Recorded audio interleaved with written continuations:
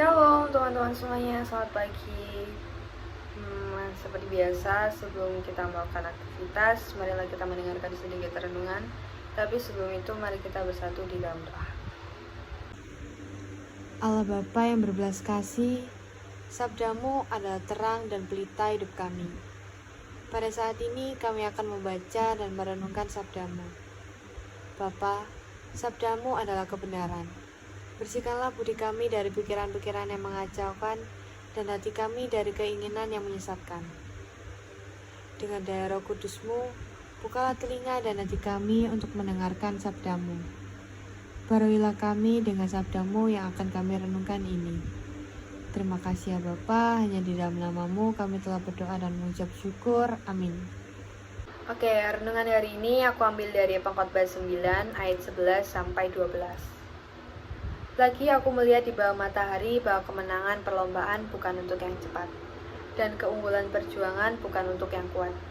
Juga roti bukan untuk yang berhikmat. Kekayaan bukan untuk yang cerdas, dan karunia bukan untuk yang cerdik cenkia, karena waktu dan nasib dialami mereka semua.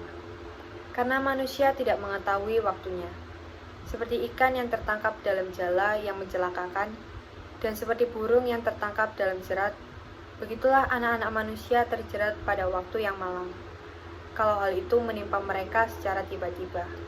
Amin. Oke, teman-teman yang terkasih, pernah nggak sih kita ngerasa bahwa perlakuan hidup kita ini sungguh tidak adil? Nah, ternyata ketidakadilan itu bukan cuma kita yang merasakannya, tapi dari zaman dulu sampai zaman sekarang itu banyak orang yang menganggap bahwa hidup mereka itu tidak adil. Banyak orang yang merasa hidup ini tidak adil karena mereka membandingkan diri mereka dengan orang-orang yang lebih dari mereka.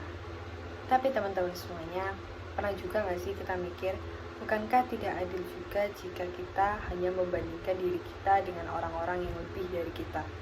Gimana dengan yang kurang? Aku dulu sering mikir kayak aku hari ini pengen makan ini, aku besok aku pengen makan ini, besok lagi aku pengen makan ini. Di saat orang-orang di luar sana itu nggak bisa makan dalam hari itu.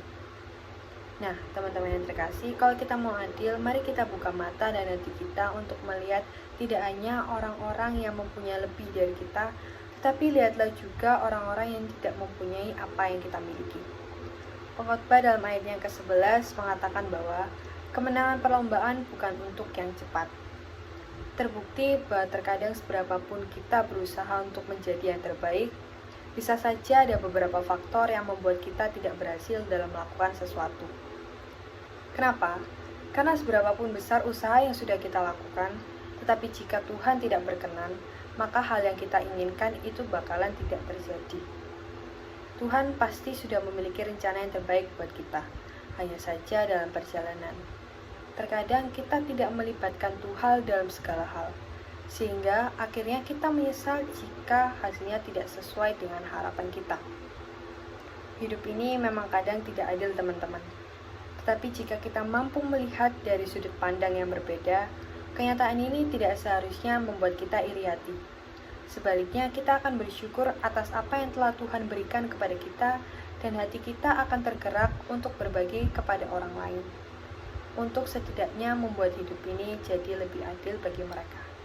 Jadi teman-teman semuanya, saya mau bilang bagaimanapun keadaanmu saat ini, bersyukurlah atas segala hal yang telah Tuhan berikan kepadamu, dan jadilah berkat bagi mereka yang tidak seberuntung dirimu, agar dunia ini menjadi sedikit adil.